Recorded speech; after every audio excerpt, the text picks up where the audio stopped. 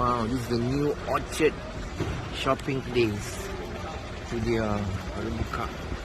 And upstairs you have another lounge as well. Yes. Same like that. first and business as well. Wow. Nampak ni, ini shopping center kata buka baru. Now we're taking the tour. LV pun ada tu. LV. Oh my god, besarnya. That is huge.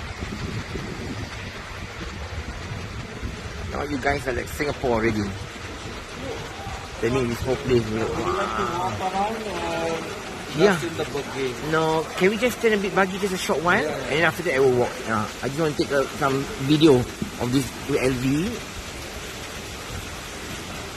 So later when I want to go back to my other side, I take the train.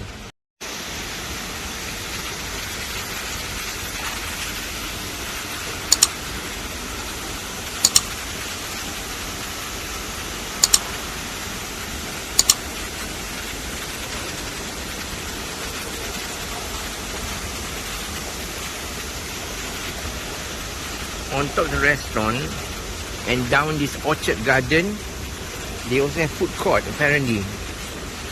It's quite big and it's quite new as well. And this is just another terminal maker lah, which they have not fully operated yet. Nampak tu Wagamama. So many garden dia. Imagine in the middle of a desert they created this.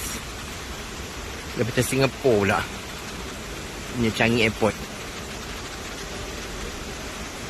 I was wondering if they're the same designer that did all this landscape, because a bit similarity dia.